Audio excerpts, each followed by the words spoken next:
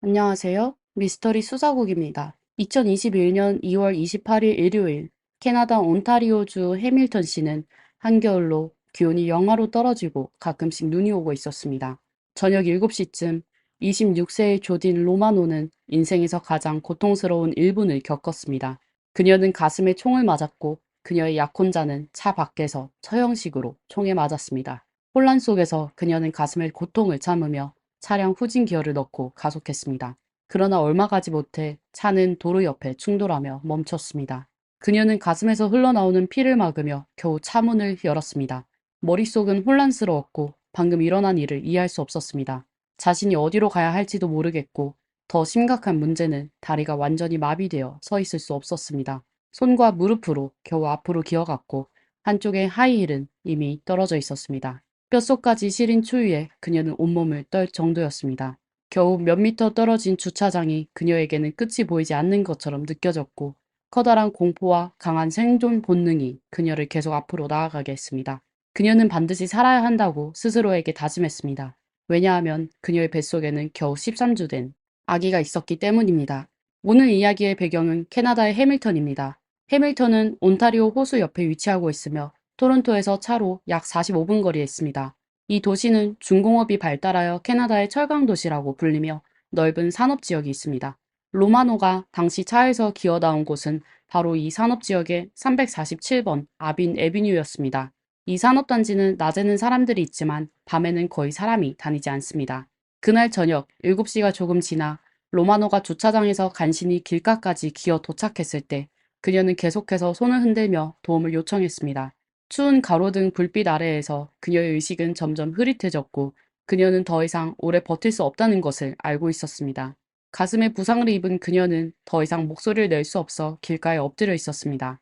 그녀의 의식이 흐려지기 시작할 무렵 다행히도 지나가던 차가 방향을 돌려 그녀 쪽으로 다가왔습니다.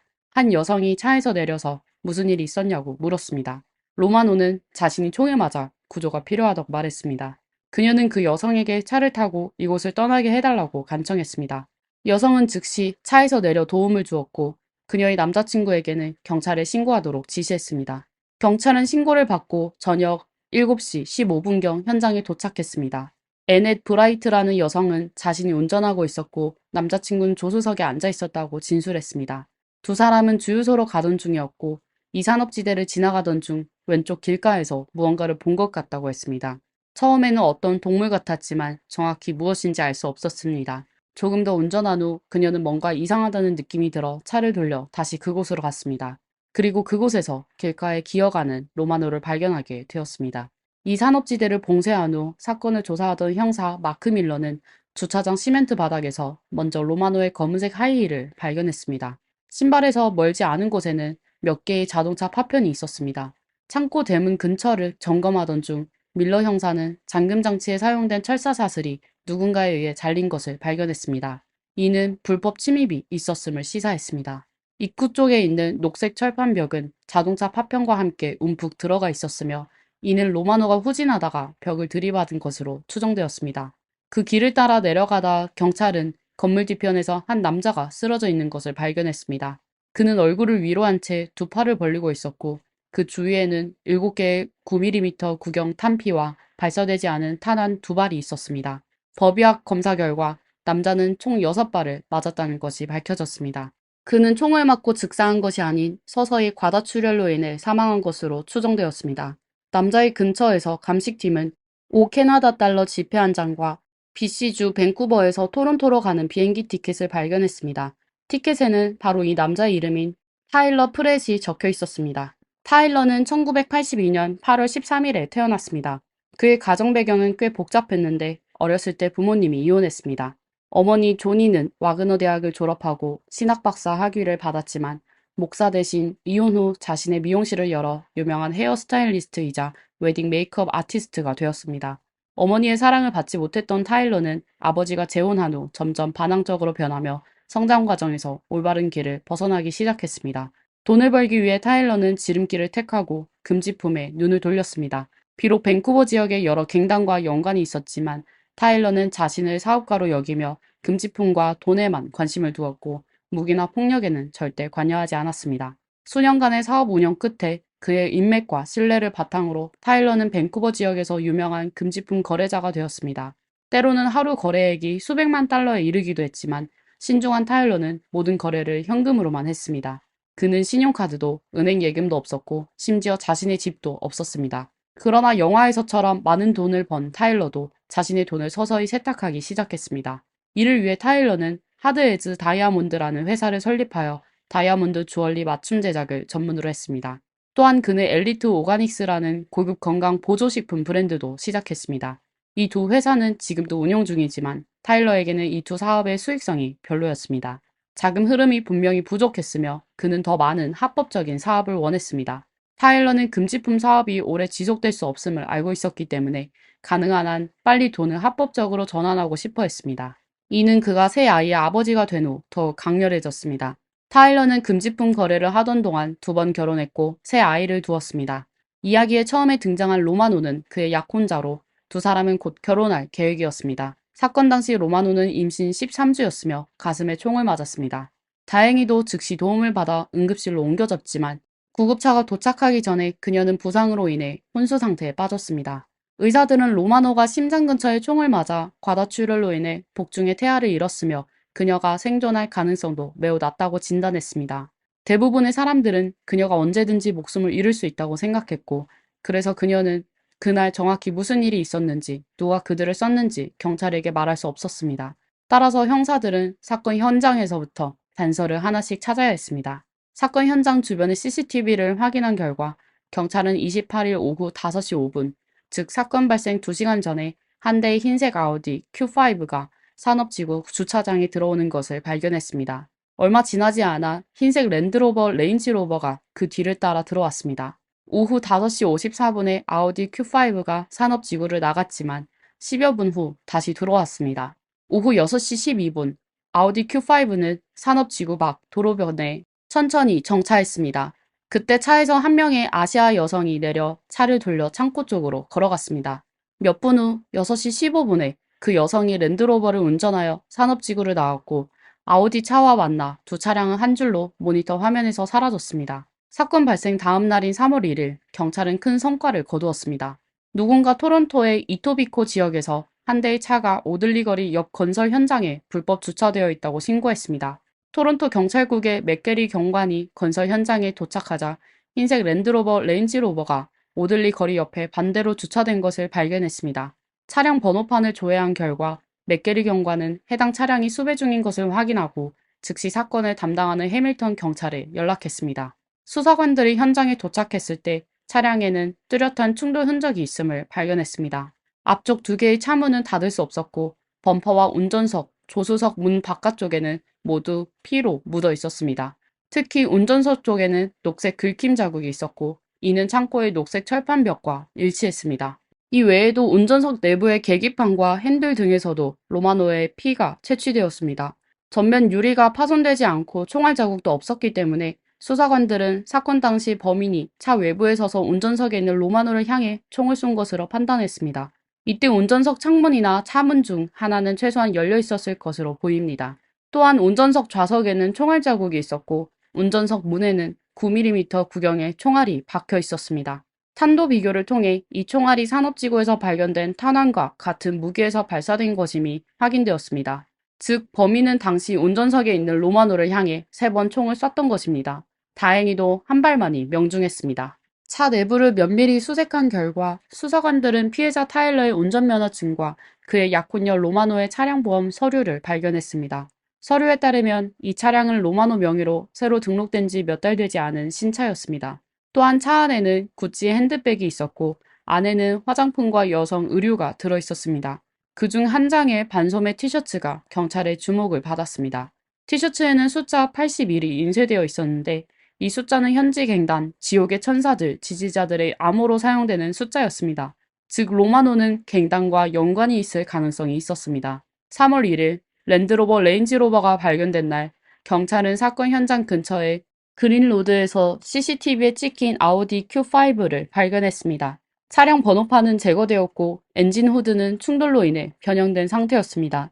차량 키는 조수석 바퀴 근처에 버려져 있었습니다.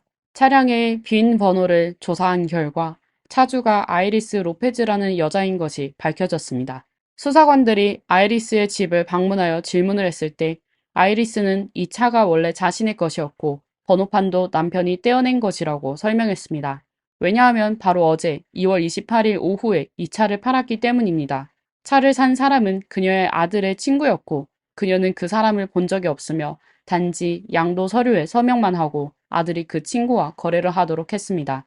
차량 양도 서류를 확인한 결과 차를 산 사람은 올리버 카라파라는 남성임이 밝혀졌습니다. 올리버는 당시 28세였으며 슬로바키아 출신입니다. 그는 어린 시절 가족과 함께 캐나다로 이민 왔습니다. 성인이 된 후 그는 별다른 일 없이 차량을 훔쳐 암시장에서 개조하고 다시 도색하여 판매하는 방식으로 돈을 벌었습니다.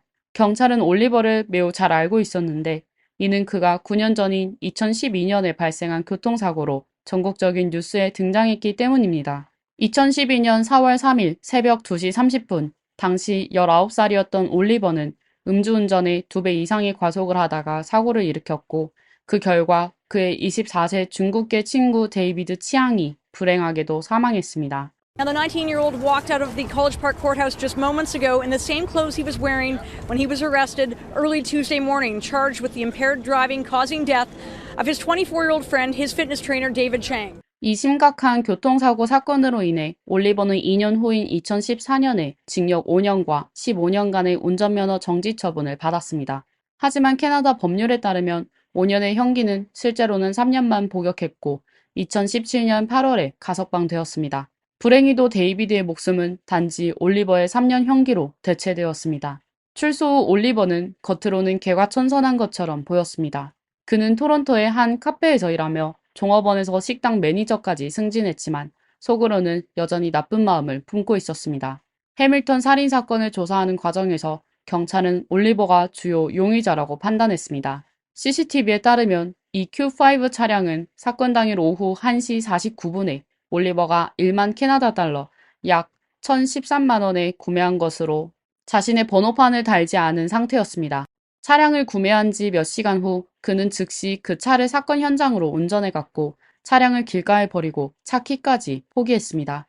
그렇다면 그는 왜 이 1만 캐나다 달러를 헛되이 낭비했을까요? 유일한 합리적인 설명은 올리버가 타일러를 공격하기 위해 차를 산 것입니다. 경찰이 올리버를 추적하던 중 병원에서 기적적인 소식이 전해졌습니다. 3일 밤낮 동안 혼수 상태에 있던 로마노가 마침내 깨어난 것입니다. 비록 그녀는 뱃속의 아이와 약혼자를 잃었지만 로마노는 슬픔을 견디며 경찰에게 범인의 이름을 말했습니다. 경찰이 계속 의심하던 올리버 외에도 사건 현장에는 그의 여자친구인 25세의 부잣집 딸 루시 리가 공범으로 있었습니다. 루시의 중국 이름은 리윤로로 부유한 중국계 가정에서 태어나 5자녀 중 첫째이며 세 쌍둥이 자매 중 하나입니다. 둘째인 케이틀리는 토론토 대학교를 졸업하고 현재 빌릭 포춘테크의 CEO로 재직 중입니다. 세 쌍둥이 중 막내인 제이는 중국 이름이 리윤가로 레너드 앤 스턴 경영대학원을 졸업한 후 피어원 아카데미라는 교육 컨설팅 회사를 창립했습니다. 이 세 쌍둥이가 가장 주목받았던 사건은 2020년 세계 미인대회 캐나다 지역 대회에서 미아 트리플렛이라는 이름으로 참가하여 많은 화려한 사진을 찍은 일이었습니다. 결국 세 자매 중 케이틀린이 대회에서 3위를 차지했습니다. 루시의 나머지 한 여동생과 남동생도 각각 명문대를 졸업하고 각자의 창업회사를 운영하고 있습니다. 외부 사람들의 눈에 이 5남매는 매우 뛰어난 인물들로 보입니다. 그리고 이들을 이렇게 훌륭하게 키운 사람은 바로 그들의 어머니 류즈 웨이로 캐나다 중국계 사회에서 꽤 유명한 기업가입니다.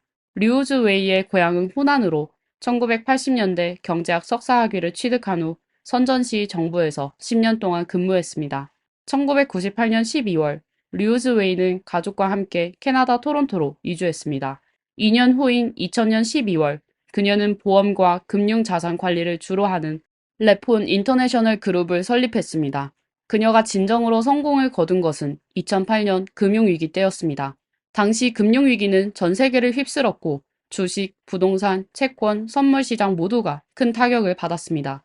다우존스 산업평균지수가 급락하면서 대부분의 투자자들은 시장에서 자금을 회수하며 손실을 줄이려 했고 시장은 절망감으로 가득 차 있었습니다. 그러나 리우즈웨이는 이와는 달랐습니다. 그녀는 기회를 포착하고 시장에 진입하여 위기 속에서 반전을 이루었습니다. 10여 년의 고된 노력 끝에 리우즈웨이는 큰 성공을 거두었습니다. 그녀는 사업에서 큰 성과를 내었을 뿐만 아니라 여러 정치계 인사들과도 친분을 쌓았습니다. 캐나다의 여러 고위 관료 및 연방 관리들과도 교류가 있었으며 조지 워커 부시와 함께 사진을 찍고 저스틴 트리도와도 악수를 나누었습니다. 특히 저스틴과는 매우 특별한 관계로 보입니다. 2016년 캐나다 총리 저스틴은 직접 그녀의 집을 방문했고 같은 해 9월 G20 정상회의 기간 동안 리우즈웨이를 대동하여 중국을 방문했습니다. 그곳에서 그녀는 중국 기업들과 교류하고 사모펀드와 연결되었습니다. 돈을 번 리우즈웨이는 2013년에 캐나다 청소년 재단을 설립했습니다. 매년 자선 행사를 열어 창업 재능을 가진 청소년들을 격려하고 지원했습니다. 유명해진 리우즈웨이는 여러 매체의 인터뷰를 받았고 인터뷰에서 자신의 교육 철학과 5자녀를 어떻게 독립적이고 자신감 있는 기업가로 키웠는지에 대해 이야기했습니다. 그녀는 딸 루시에 대해 이렇게 말했습니다. 所以不要被别人贴标签。我跟我的 Lucy 也是我的大女儿，哈佛大学的高材生，最近在探讨一个。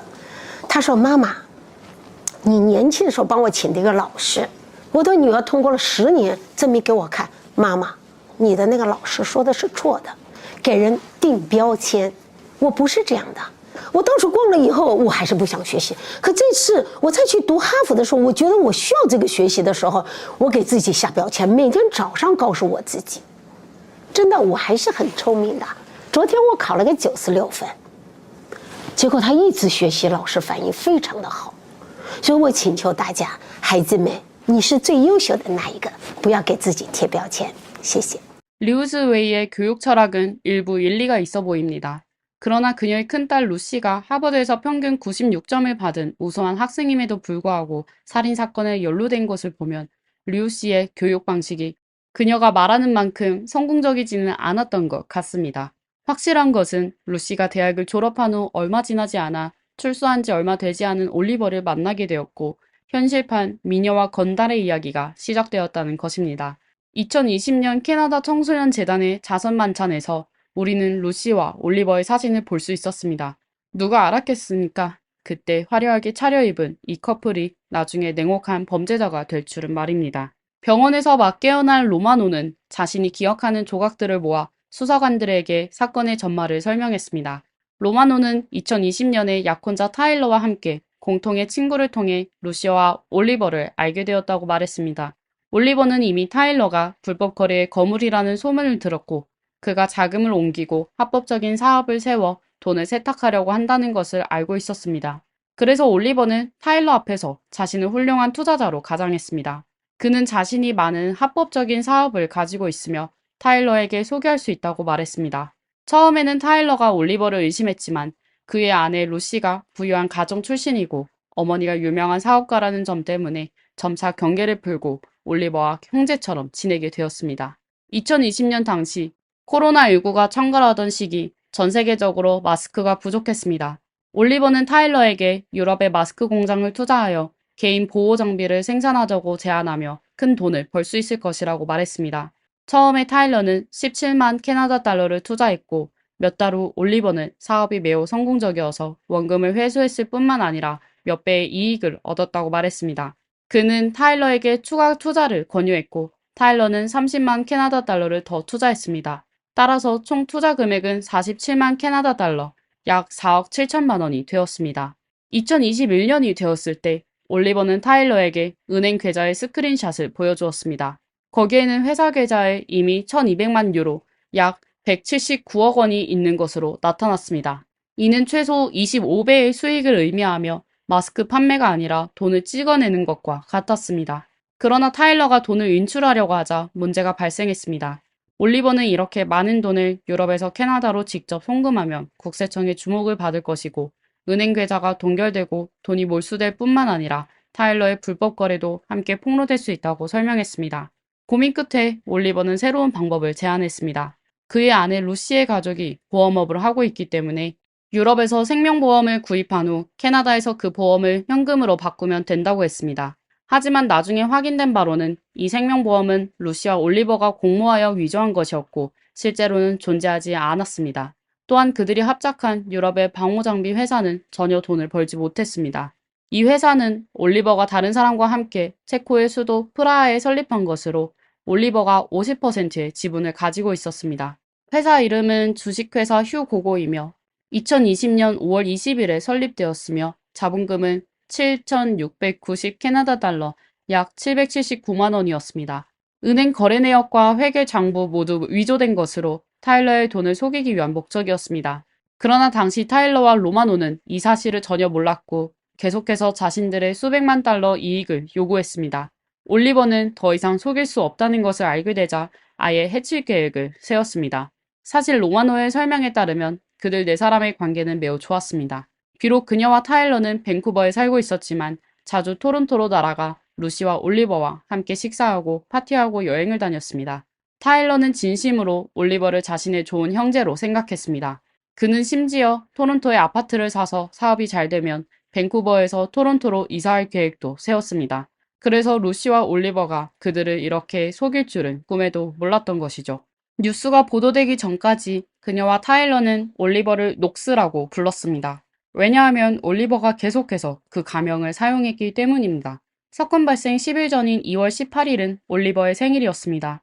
로마노는 그때 타일러와 함께 올리버에게 남성용 다이아몬드 목걸이를 선물했다고 말했습니다. 사건 발생 일주일 전, 올리버는 그들에게 6월에 함께 이탈리아로 여행을 갈 계획이라고 메시지를 보냈습니다. 사건 발생 며칠 전, 루시는 로마노의 토론토 아파트를 방문했고 두 사람은 좋은 친구처럼 대화하며 즐거운 시간을 보냈습니다. 루시는 그때 로마노에게 뱃속 아기가 몇 주가 되었는지, 언제 어디서 베이비 샤워를 할지 물어보았습니다. 단 며칠 후에 루시가 배신할 줄은 전혀 상상도 못했고 지금 생각해도 여전히 믿기지 않는다고 말했습니다. 로마노는 사건 당일 자신과 타일러가 루시 올리버와 함께 산업지구의 창고를 보러 가기로 약속했다고 말했습니다. 올리버는 이 창고가 루시의 어머니인 리우즈웨이의 소유라고 말하며 그들은 이 창고를 임대하여 대마초 재배 사업을 할 계획이었습니다. 당일 계획은 부동산 중개인이 오면 네 사람이 함께 창고를 보고 적합하다고 판단되면 그날 바로 계약을 체결하는 것이었습니다. 또한 저녁에는 루시가 고급 레스토랑을 예약해 두어 모두 함께 저녁을 먹으며 축하할 예정이었습니다. 오후에 타일러는 랜드로버 레인지로버를 운전하여 로마노를 데리고 창고에 도착했습니다. 루시와 올리버와 만난 후 그들은 부동산 중개인을 기다리며 대화를 나누었습니다. 하지만 20분 정도 기다려도 중개인이 나타나지 않았습니다. 날이 저물어가고 밖에는 눈발이 날리기 시작했습니다. 타일러와 로마노는 랜드로버 렌지로버로 돌아와 난방을 켜고 몸을 녹였습니다. 밖에 있는 루시와 올리버와 대화하기 위해 타일러는 차 양쪽 창문을 열어두었습니다. 루시가 추위에 떨고 있는 것을 본 타일러는 그녀에게 차에 들어와 따뜻하게 있으라고 했습니다. 루시는 운전석에 앉았고 타일러는 올리버와 대화를 나누기 위해 밖으로 나갔습니다. 로마노는 루시가 차에 앉자마자 계속해서 고개를 숙이고 휴대폰으로 글을 쓰고 있었다고 회상했습니다. 차 안에서 자신과 대화할 때도 루시는 고개를 들지 않았고 먼저 말을 걸지도 않았습니다.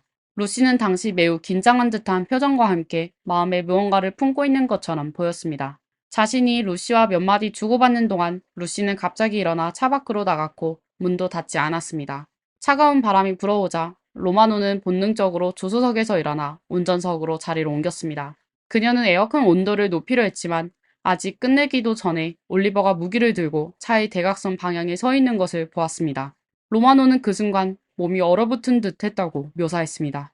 그녀는 입을 크게 벌렸지만 한마디도 나오지 않았습니다. 세 발의 총상이 들렸고 그중 한 발이 그녀의 가슴을 직격했습니다. 로마노는 순간적으로 반응하여 즉시 차를 후진기어에 놓고 가속 페달을 밟았습니다.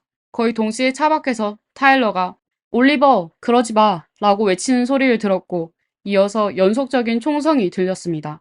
로마노가 다시 눈을 떴을 때 차는 이미 벽에 충돌하여 멈춰 있었습니다. 살아남기 위해 그녀는 극심한 통증을 참고 본능적으로 조금씩 앞으로 기어갔고 결국 지나가던 N넷에게 구조되었습니다. 현재까지 확보된 단서를 종합한 결과 경찰은 사건 발생 4일 후인 3월 4일에 수배령을 내리고 올리버와 루시의 사진을 공개하여 시민들에게 제보를 요청했습니다.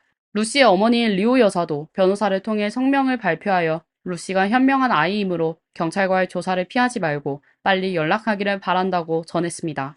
로마노의 증언을 바탕으로 경찰은 즉시 루시와 올리버를 추적하기 시작했습니다. 루시가 살고 있는 아파트의 CCTV 영상을 조회한 결과 수사관들은 사건 당일 오후 2시 46분에 루시와 올리버가 엘리베이터 화면에 나타난 것을 발견했습니다. 1시간도 채 지나지 않은 3시 33분에 루시는 얼굴을 가리고 금발 가발을 쓴 채 다른 복장으로 다시 나타났습니다. 올리버는 비상계단을 이용했을 것으로 추정되며 이 때문에 CCTV에 찍히지 않았습니다. 두 사람이 당시 이 아파트의 34층에 살고 있었기 때문에 올리버가 내려가는데 상당한 시간과 노력이 들었을 것입니다. CCTV 영상에 따르면 산업지구에서 범행을 마친 후 두 사람은 각각 아우디와 랜드로버를 운전해 차량을 다른 장소에 버렸습니다. 그 후 루시는 자신의 회색 SUV를 운전해 올리버를 태우고 3월 1일 새벽 1시 30분경 아파트로 돌아왔습니다. 1시간 후인 새벽 2시 48분 아파트 엘리베이터 CCTV에는 올리버가 검은색 쓰레기 봉투를 들고 있는 모습이 찍혔습니다. 그는 카메라를 등지고 있었고 루시는 마스크를 쓰고 다소 당황한 표정을 짓고 있었습니다. 두 사람은 이제 캐나다를 떠날 준비를 하고 있었습니다. 몇 시간 후인 아침 6시 30분 두 사람은 차를 몰고 북쪽으로 향해 포트 칼링에 도착했습니다. 그들은 글렌 오처드의 종합상점에 멈췄습니다. 이 상점에는 주유소, 레스토랑, 간식과 잡화점, 심지어 낚시용품 상점도 있어 현지에서 인기가 많았으며 영업시간은 아침 7시였습니다. 그날 당번 매니저인 샤를린 스미스는 가게가 문을 열기도 전에 회색 SUV가 주차장에 주차된 것을 똑똑히 기억하고 있었습니다. 1시간 후인 아침 8시 젊은 남녀가 느긋하게 가게로 들어왔습니다. 두 사람은 음료수와 간식을 산 후 가게 안의 화장실을 이용했습니다. 그날 오후 종합상점의 주인 크리스는 가게에서 걸려온 전화를 받았습니다. 그의 딸은 가게 뒤편의 쓰레기통에서 이상한 검은색 비닐봉지를 발견했고 그 안에 무기 탄환이 들어있는 것을 봤다고 말했습니다.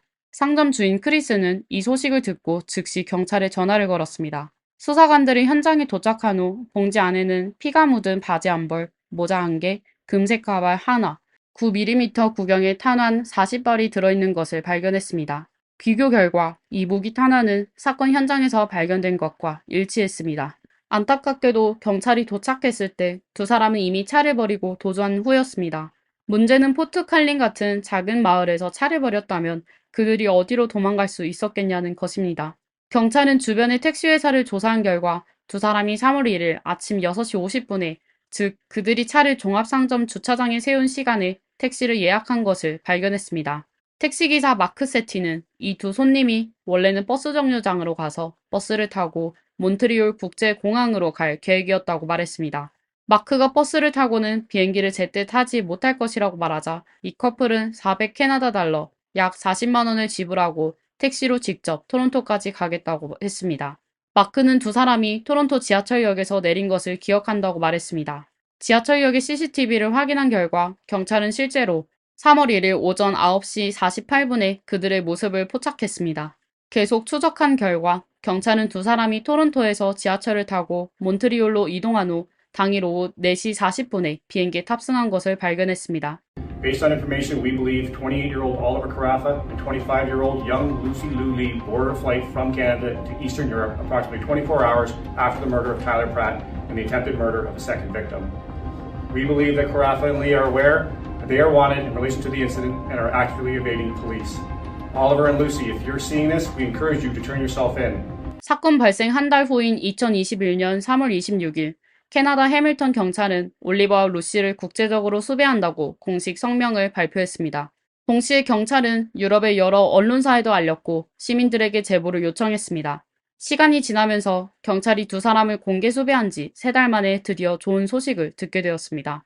2021년 6월 12일 토요일 헝가리 경찰은 수도 부다페스트에서 이 두 명의 도망자를 성공적으로 체포했다고 발표했습니다. 이후 캐나다 경찰은 헝가리 측의 노력에 감사를 표했습니다.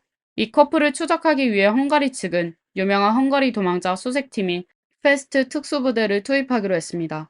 페스트 특수부대는 신뢰할 수 있는 정보를 수집한 후 두 사람이 헝가리에 최소한 2주 동안 머물러 있음을 발견했습니다. 올리버와 루시를 비밀리에 추적한 후 그들은 마침내 체포작전을 결정했습니다. 2021년 6월 12일 밤이 막 내려앉은 부다페스트 시내 욕구 인근은 여느 때와 다름없이 사람들로 붐비고 있었습니다. 그 인파 속에는 올리버와 루시도 있었습니다. 두 사람이 도나우강 동쪽의 7번가에 나타났을 때 매복해 있던 특수 경찰들이 순간적으로 몰려와 두 사람을 순식간에 체포했습니다. 경찰 조사 결과 두 사람은 캐나다를 탈출한 후 먼저 몬트리올에서 독일 프랑크푸르트로 비행기를 타고 그 후 올리버의 고향인 슬로바키아로 가서 그의 친척집에 숨어 지냈던 것으로 드러났습니다. 두 사람은 위조된 슬로바키아 신분증을 가지고 잠시 생활했으며 상황이 좋지 않다는 것을 알게 된 후 이웃 국가인 체코로 도피하여 프라하에 숨어 있었습니다. 체포된 후 올리버는 송환을 거부하며 법원에 항소하여 맞서려는 태도를 보였습니다. 반면 루시는 여기저기 숨어 다니는 생활에 지친 듯 캐나다의 송환 요청을 순순히 받아들였습니다. 그녀는 심지어 경찰에게 캐나다 경찰이 항공권 비용을 지불할 필요도 없다고 말하며 자신의 어머니가 전세기를 제공할 수 있다고 자랑했습니다. 그러나 그녀의 이러한 과시적인 제안은 경찰에게 냉정히 거절당했습니다. Flying coach was little out, a little bit And I feel uncomfortable. really bad for the officers that had to come to get me because they had so many stopovers. Before they met with you, Yeah. and our service allowed them to take some annual leave time, and they got to spend some time seeing the city and seeing the sights. They weren't inconvenienced, so you don't Oh worry my about gosh. that. They're Yeah, me and my mom was really concerned about that, and we offered Interpol to tell them that we'll fly them private, but Interpol declined the offer. yeah, we can't accept things from things like that. We have to do things. We have to follow the rules. 체포된 지 한 달 후인 2021년 7월 12일, 루시는 비행기를 타고 캐나다 해밀턴 경찰서로 호송되었습니다. 수사관들의 신문에 직면한 루시는 과장된 이야기를 하나하나 만들어냈습니다. 신문 내내 그녀는 표정이 가볍고 여유로워 자신이 저지른 범죄의 심각성을 전혀 인식하지 못한 듯 보였으며 때때로 웃음을 터뜨리기도 했습니다. 마치 과속벌금을 납부하러 온 사람보다 더 가벼운 태도였습니다. 루시는 사건 당일 산업지구에 있을 때 자신이 주차장의 다른 쪽에 있었다고 주장했습니다. 그녀는 올리버와 함께 있지 않았고 올리버가 당시 무엇을 했는지 몰랐다고 말했습니다. 몇 발의 총성이 들린 후 올리버가 달려와 타일러가 자신을 해치려고 해서 어쩔 수 없이 반격했다고 설명했습니다. 당시 상황이 자신이 죽지 않으면 내가 죽는 상황이었다고 했습니다. 자신을 보호하기 위해 올리버는 어쩔 수 없이 타일러를 향해 총을 쏠 수밖에 없었다고 말했습니다. 타일러가 범죄 조직과 연관이 있었기 때문에 올리버는 타일러의 부하들이 루시까지 해칠까봐 걱정했고 그래서 어쩔 수 없이 그녀도 올리버와 함께 도망칠 수밖에 없었다고 주장했습니다. 한편 여러 차례의 재판 끝에 부다페스트 항소 법원은 올리버의 항소를 기각했습니다. 그는 결국 사건 발생 1년 후인 2022년 3월 30일에 캐나다로 호송되어 재판을 받게 되었습니다. 루시의 경우 캐나다 고등법원은 2022년 1월 20일에 그녀의 보석 신청을 승인했습니다. 보석금은 무려 270만 캐나다 달러, 약 27억 원이었으며 그녀의 어머니인 리오 여사가 200만 달러를 부담하고 두 명의 친구가 나머지 70만 달러를 보증하여 총액을 마련했습니다. 그러나 루시의 보석 생활은 오래가지 않았습니다. 4개월 후인 2022년 5월 20일 경찰은 다시 루시를 체포했습니다. 재판 날짜가 다가왔기 때문이 아니라 루시가 안일하게 행동했기 때문이었습니다. 그녀는 자신이 정말로 자유로워졌다고 생각했는지 보석 조건을 전혀 지키지 않았습니다. 경찰은 5월 20일에 루시가 두 가지 규정을 심각하게 위반했다고 밝혔습니다. 첫째, 그녀는 허가 없이 집을 떠나 친구들과 모임을 가졌고, 둘째, 법원이 명시한 연락금지 대상자와 접촉했습니다. 4개월의 자유가 270만 달러에 달했으니 그만한 가치가 있었는지 생각해 볼 수 있겠죠. 사건 발생 3년 후인 2024년 4월, 마침내 루시와 올리버의 사건이 재판에 회부되었습니다. 법정에서 루시의 변호사는 로마노가 이전에 스트릿 댄서였다고 주장했습니다. 그녀는 타일러를 만난 후 약혼자의 불법 수익으로 호화로운 생활을 하기 시작했으며 고급 레스토랑을 자주 다니고 1등석을 타고 로스앤젤레스와 두바이로 여행했습니다.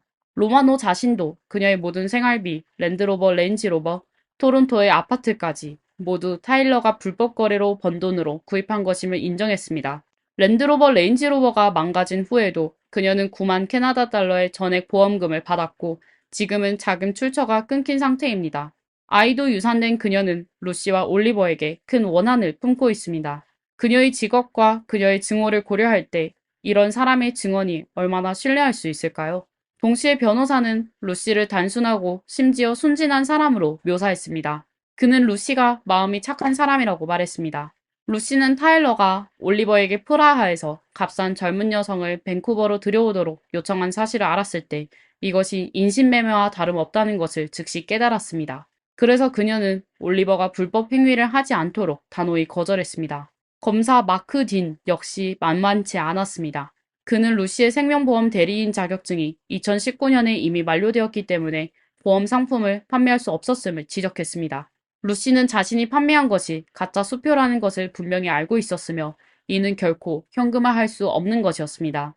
이 외에도 검사는 중요한 증인인 피친을 증언대에 세웠습니다. 친은 자신이 올리버를 10년 동안 알고 지내며 매우 친한 친구라고 증언했습니다. 두 사람은 같은 커피숍에서 일했으며 친은 요리사였고 올리버는 프론트 매니저였습니다. 사건 발생 약 일주일 전 올리버가 자신에게 도움을 요청했다고 말했습니다. 올리버는 2월 28일 아내 루시와 함께 중요한 비즈니스 미팅을 할 예정인데 이 회의는 매우 기밀을 요한다고 했습니다. 구체적으로 올리버는 친과 아내 루시가 몇 시간 동안 휴대폰 심카드를 교환해달라고 요청했습니다. 회의가 끝난 후 다시 교환하기로 했습니다. 2월 28일 오후 3시에 친은 약속대로 루시와 올리버의 아파트에 도착하여 루시와 심카드를 교환했습니다. 올리버는 떠나면서 자신의 휴대폰도 남겨두었습니다. 즉, 올리버는 사건 현장에 갈 때 자신의 휴대폰을 가지고 가지 않았고 루시는 자신의 휴대폰을 가지고 갔지만 그 안의 심카드는 사실 친의 것이었습니다. 올리버는 사건 후 경찰이 휴대폰 위치를 추적했을 때 자신들과 루시의 휴대폰이 계속 아파트 근처에 머물러 있다는 것을 발견할 것이고 이를 통해 자신들과 루시의 범행 혐의를 배제할 것이라고 생각했습니다. 그러나 그의 작은 속임수가 도리어 자신을 공경에 빠뜨렸습니다. 예상치 못한 두 가지가 있었습니다. 첫째, 두 사람의 차가 산업지구 맞은편 거리에 CCTV에 찍힌 것입니다.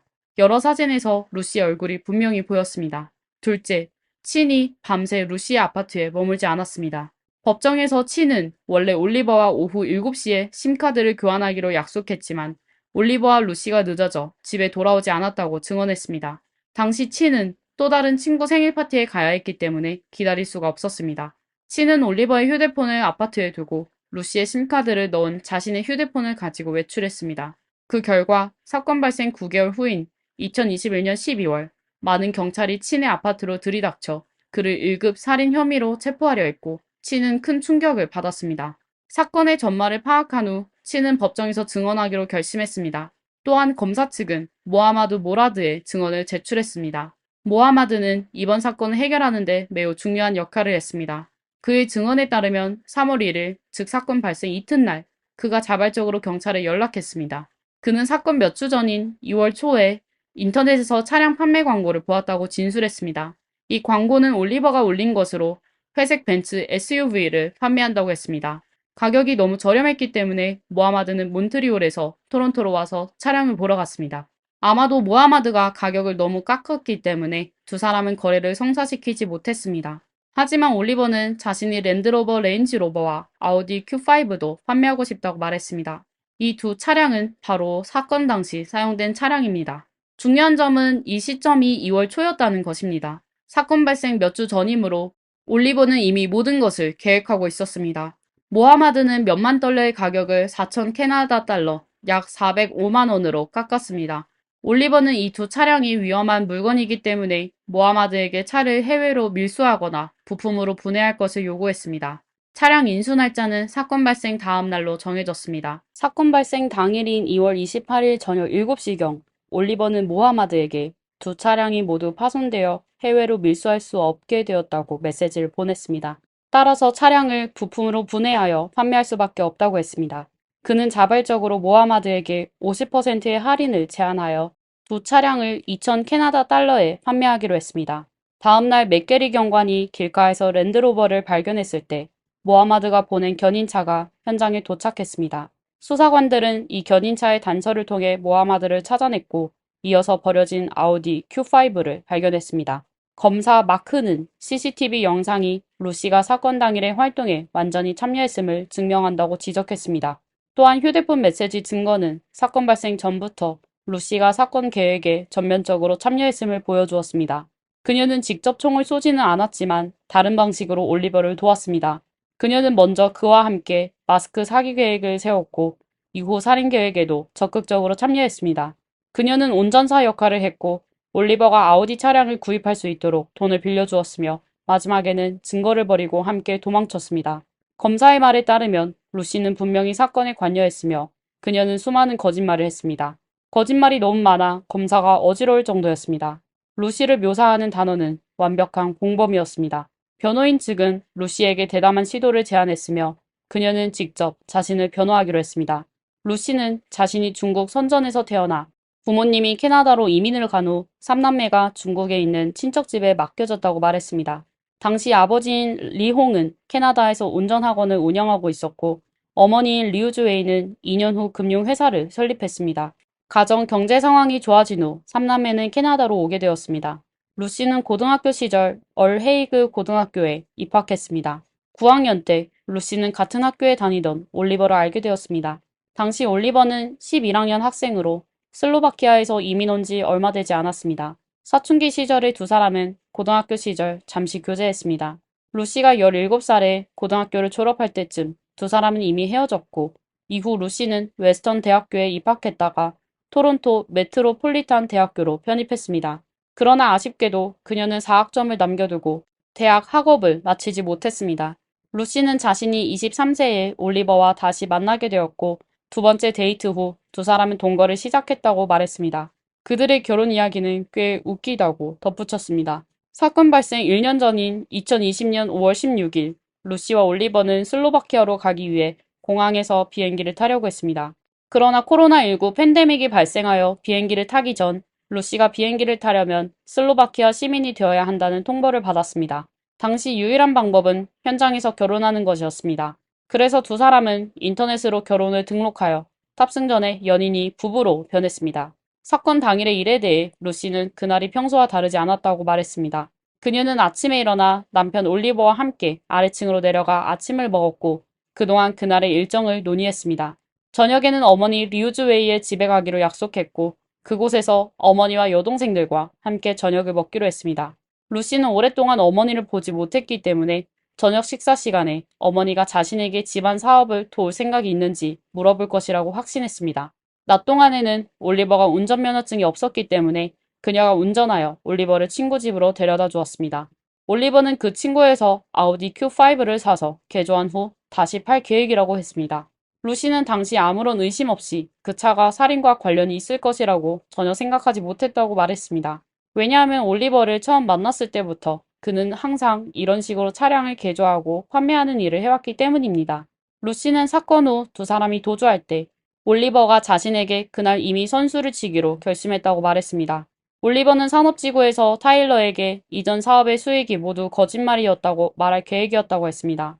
타일러가 화를 내며 그와 언쟁을 벌이고 몸싸움을 할 때 올리버는 무기를 꺼내 로마노와 타일러를 해치려고 했습니다.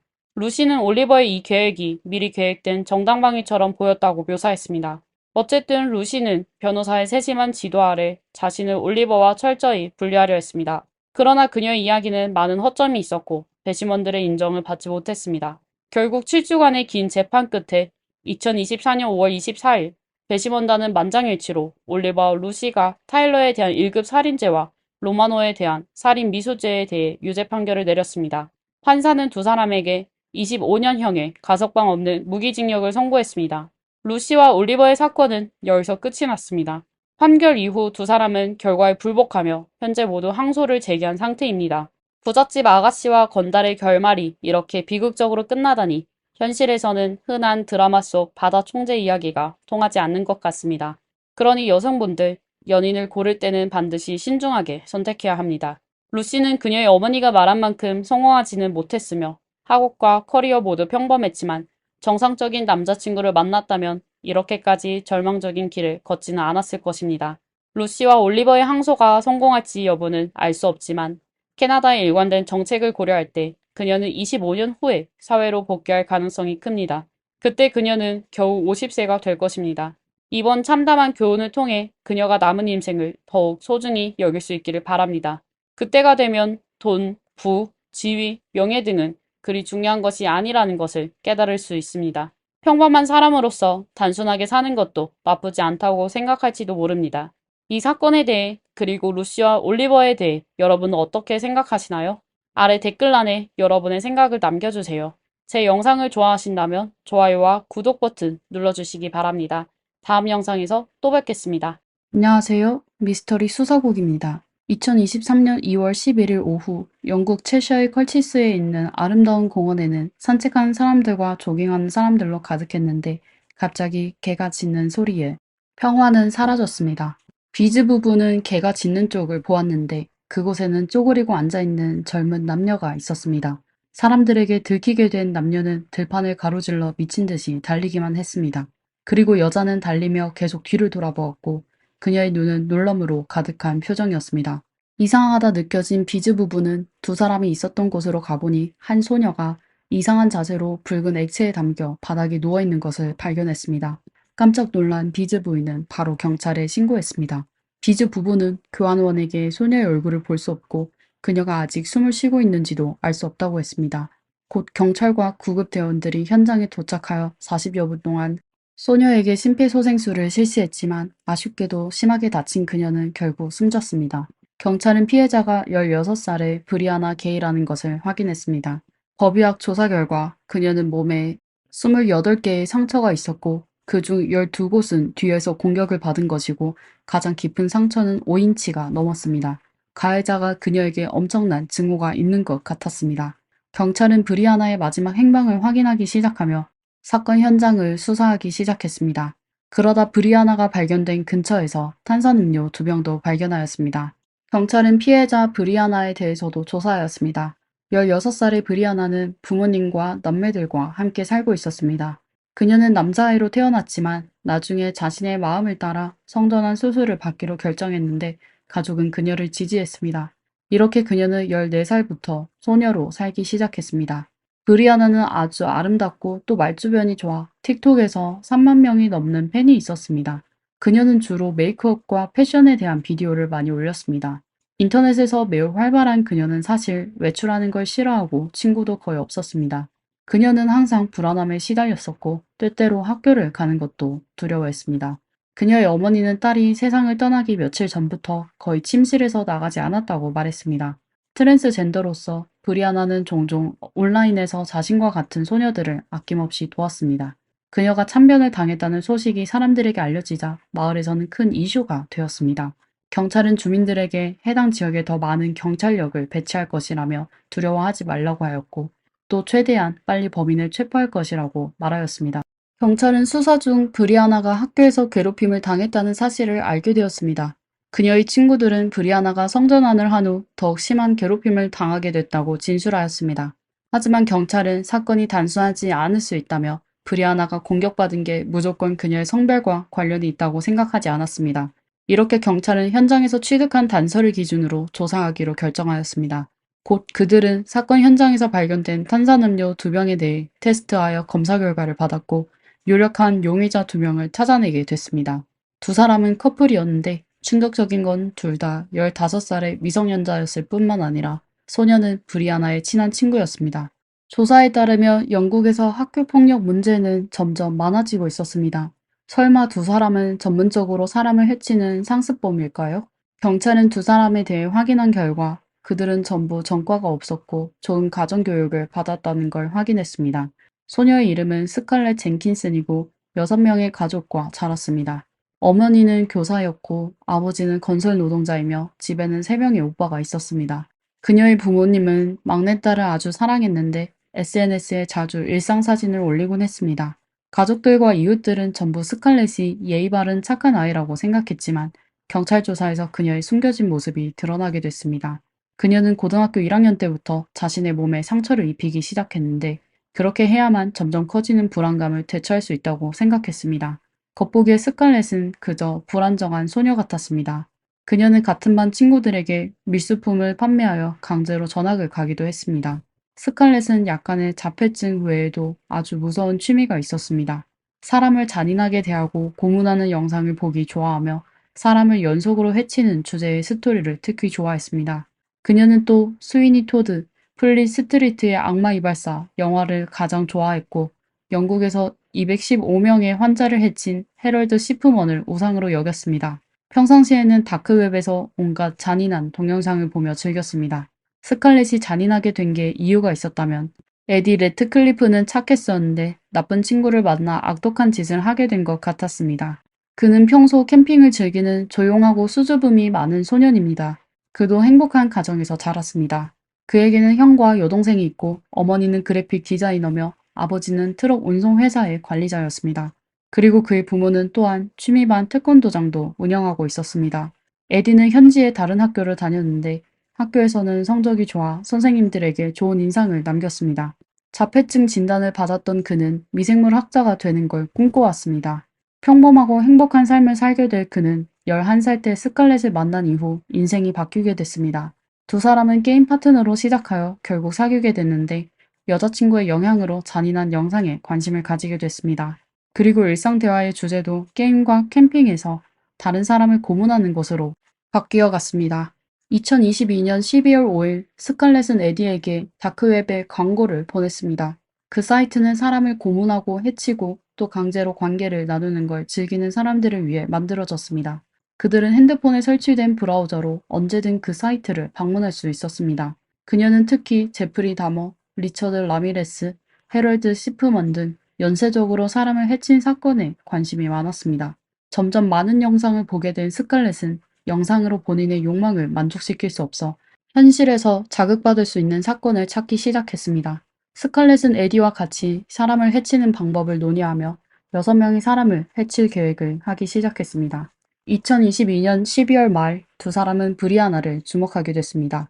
브리아나는 2022년 10월 스칼렛의 반으로 전학을 왔는데 두 사람이 전부 메이크업과 패션 이야기를 나누는 걸 좋아하였고 곧바로 친한 친구가 되어 종종 함께 쇼핑하고 식사도 같이 했습니다. 마음씨가 착한 브리아나는 선해 보이는 친구가 얼마나 악독한지를 전혀 모르고 있었습니다. 사실 스칼렛은 남자친구와 함께 그녀를 해치려고 했을 뿐만 아니라 세부적인 계획까지 세웠습니다. 걔가 남자처럼 비명을 지를지 아니면 여자처럼 소리를 지를지 보고 싶어. 네가 걔의 주의를 분산시킬 때 내가 날카로운 무기로 그녀의 목을 찌를게. 그냥 찌르기만 하면 돼. 목하고 등을 찔러.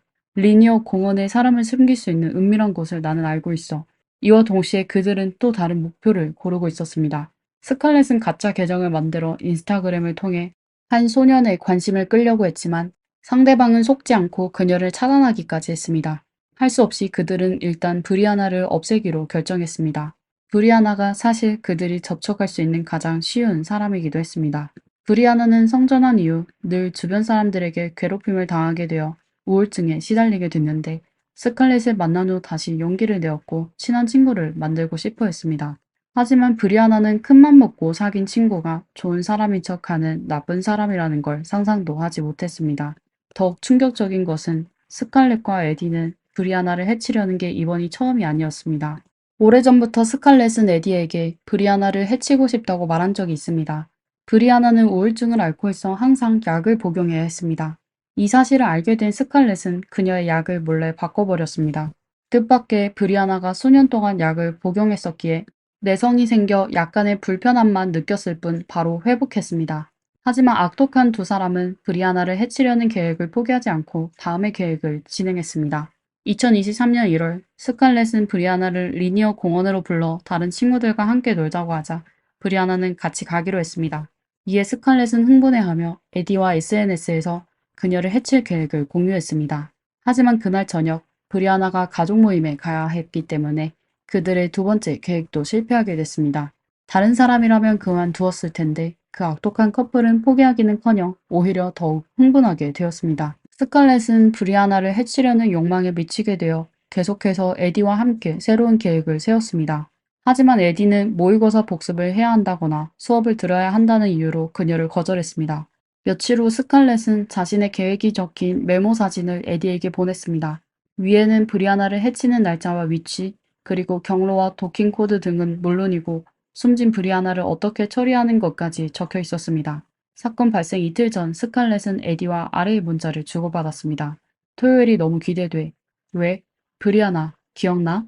아, 흥분돼? 깜빡했어. 사건 발생 하루 전인 2023년 2월 10일, 스칼렛은 브리아나에게 문자를 보내 다음날 리니어 공원에서 같이 놀자고 했습니다. 이번에 브리아나는 같이 가기로 결정하고 스칼렛을 만나러 떠나기 전 틱톡에 내 삶의 마지막 시도라는 제목의 영상을 게재하였습니다. 친구를 만나러 가는 길이 긴장되었던 브리아나는 혼자 버스를 타는 것이 두려웠지만 친구들을 만나는 게 너무 기대가 되어 모든 걸 극복해냈다고 어머니에게 문자를 보냈습니다. 스칼렛은 버스 정류장에서 브리아나를 픽업하여 에디와 같이 세 사람을 리니어 공원으로 향했습니다. 그러다 10분에서 15분 정도가 흐른 후 스칼렛이 계획했던 장소에 도착하게 되었고 스칼렛은 7분 내로 브리아나의 잔혹함에 의해 결국 숨지게 되었습니다. 비즈 부부의 개가 그들을 발견하여 두 사람은 도망가게 된 것입니다. 불쌍한 브리아나는 이번에는 결국 가장 믿는 친구로 인해 목숨을 잃게 되었습니다. 두 사람은 벗어난 후 브리아나의 핸드폰을 배수구에 던지고 범행 현장을 떠났습니다. 스칼렛은 걸어서 집으로 갔고 에디는 버스를 타고 집으로 돌아갔습니다. 곧이어 두 사람은 온라인으로 다시 소통하기 시작했습니다. 그들은 아무것도 모르는 척하며 뉴스를 공유하며 허위 사실을 퍼뜨렸습니다. 우리 오빠가 그러던데 리니오 공원에 한 여자가 숨졌다고 그곳에 가지 말라네. 맙소사 정말? 스칼렛은 브리아나가 당한 참변이 본인과 아무런 관계가 없다는 걸 증명하기 위해 브리니아의 핸드폰으로 괜찮아? 리니어 공원에서 한 소녀가 피해를 입었대. 지금 뉴스에 전부 그 내용뿐이야. 왜 굳이 맨체스터에서 온 낯선 사람을 만나려고 우리 약속을 어겨? 라는 등의 문자를 보내 브리아나가 맨체스터에서 온 17세 소년을 만나러 갔다는 소식을 퍼뜨리기 시작했습니다. 그리고 에디의 진술과 동일하게 하려고 그와 모든 정보를 공유했습니다. 그것뿐만 아니라 스칼렛은 슬픈 척하며 SNS에 브리아나에 대한 애도문을 올렸습니다. 브리아나는 내가 아는 사람들 중 가장 좋은 사람이었어. 정말 용감했었어. 어떻게 그녀에게 이런 짓을 할 수 있어? 경찰은 브리아나의 주변 사람들을 신문하여 증거를 수집한 후 스칼렛과 에디의 집을 수색하여 그들의 집에서 확실한 증거를 발견했습니다. 경찰은 에디의 옷장에서 날카로운 무기를 발견했는데 법의학 검사 결과 브리아나의 DNA가 있었습니다. 그리고 경찰은 스칼렛의 침실에서 해치는 계획이 적혀있는 노트를 발견했습니다. 두 사람을 체포하여 신문했지만 과정은 순조롭지 않았습니다. 경찰 조사에 두 사람은 협조를 거부하며 경찰의 질문에 답변하지 않았습니다. 재판 전 두 피고인은 정신감정 테스트를 받았는데 스칼렛은 주의력 결핍장애와 불안장애, 경미한 자폐증을 앓고 있는 것으로 나타났습니다. 그리고 에디는 자폐증 진단을 받았으며 높은 수준의 사회적 불안이 보였습니다. 2023년 11월 27일 사건은 맨체스터 크라운 법원에서 재판되었습니다. 재판 과정은 시간과 에너지가 많이 소모되었지만 2023년 12월 20일 배심원단은 두 사람에게 고의 상해 혐의에 유죄를 선고하는데 5시간도 채 걸리지 않았습니다. 결국 스칼렛 젠킨슨과 에디 레트클리프는 브리아나를 숨지게 한 혐의로 종신형을 선고받고 20년 후 가석방 요청을 할 수 있게 되었습니다. Prior to the trial, I had moments where I felt sorry for the defendants because they had ruined their own lives as well as ours. But now knowing the true nature and seeing neither display an ounce of remorse for what they have done to Brianna, I have lost all sympathy that I may have previously had for them.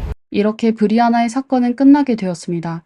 소녀에게 일어난 일에 대해 아주 가슴 아픈 것 외에 사람이 남을 고문하고 상처 주는 영상에 빠지게 되면 10대의 미성년자이더라도 무자비하고 악랄한 범죄자가 될 수 있습니다. 아이들의 신체 건강도 중요하지만 정신 건강에 대한 보살핌은 더욱더 필요합니다. 지금 시대의 아이들이 자라는 환경은 예전과는 완전 다릅니다. 이번 사건을 자세히 확인해보면 세 사람은 전부 인터넷을 하는 습관이 있었습니다. SNS가 전부 나쁘다는 얘기는 아닙니다. 하지만 미성년자는 성인보다 더욱 쉽게 나쁜 정보에 중독될 수 있습니다. 그들의 부모가 아이에게 좀 더 주의를 기울여 그들을 지도하고 곁에 있어줬다면 이런 비극이 발생하지 않을 수도 있었다고 생각됩니다. 오늘의 사건은 여기까지입니다. 시청자 여러분은 오늘의 사건에 대해 어떻게 생각하시나요? 댓글에 남겨주세요. 시청해주셔서 감사합니다. 영상을 재미있게 보셨다면 좋아요와 구독 부탁드립니다. 이상 미스터리 수사국이었습니다. 다음 영상에서 뵙겠습니다.